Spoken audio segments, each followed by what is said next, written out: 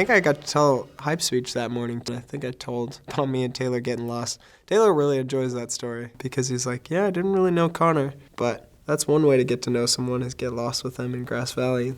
Spencer was very adamant about hype speeches. Hype speeches were, I feel like, the epitome of Space Waves. Everybody was required to do a hype speech. It went from being a fun, cool idea to like a necessity.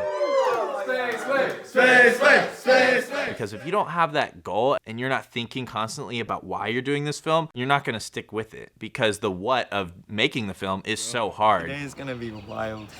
It's going to be insane. In a good way. We were doing this scene where I shoot silly string out the window at a passerby.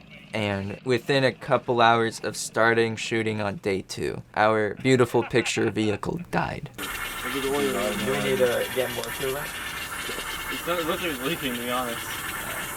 That was probably one of the bigger hurdles because we have an entire film to shoot, and this Mustang is a big piece of the film. We needed to shoot with that car for 9 more days, spread throughout production.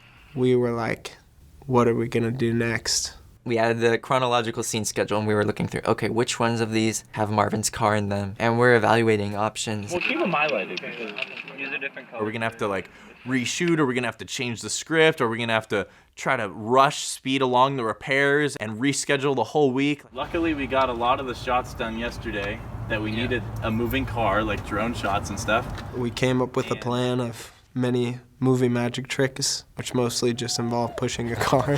Shut up, Connor. It was like one of those situations where it's like, you can't help but laugh.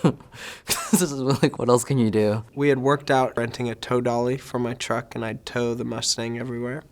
It's another long drive to the location, which we dubbed Hilltop. And the road that leads you there is very tiny. And we get to the bottom, and it's just like, there's nowhere to turn around. And we're trying to turn around, and it starts to jackknife. We ended up having to take the car off. But then we realized the 3 of us alone can't push it back onto the trailer. We tried multiple times, we couldn't do it. I have this awesome memory of getting the call, hey, we're stuck at the bottom. We need help pushing the car up. And so, but we just start running down the hill. And there's Spencer and Tiffany and Andy and Kelly. Pretty much the whole cast and crew. There's Drew, like our star actor with his shirt off, like pushing this car. It's kind of like a fulfilling moment when we finally got it up because it was like 90 degrees in the middle of summer. Oh yes, you did it, stop!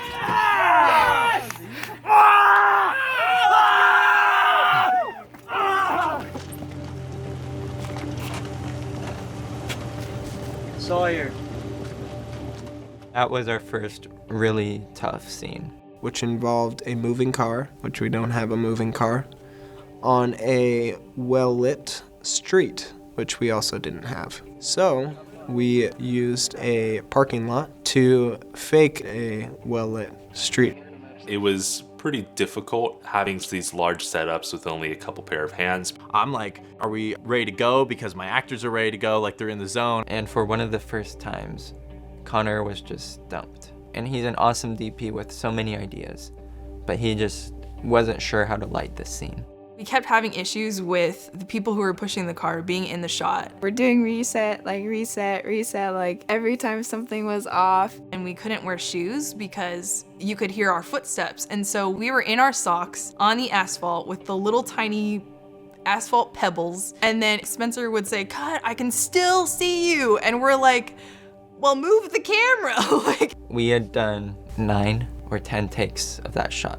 Marvin was behind her. He was really eclipsed by her a lot of the shot. And Andrew's like, okay, we're not gonna do it again for minor problems like that. And then me and him are having an argument. I shouldn't have been pressuring Spencer as much to just be okay with it. That's not my call. That's the director's call. But I was looking at the crew, and what I saw from the crew was like defeat, right? For the first time, I saw the crew defeated. Spencer's like, we gotta do another one. And Andrew's like, Spencer, it's 3 a.m. People are tired. They need to go to bed. We have to end this now. It was rough. I felt like I'd been hit by a truck because of how sore I was just pushing the car. So we end on this really, really low note. Everyone's like dead tired and we're trying to pack up.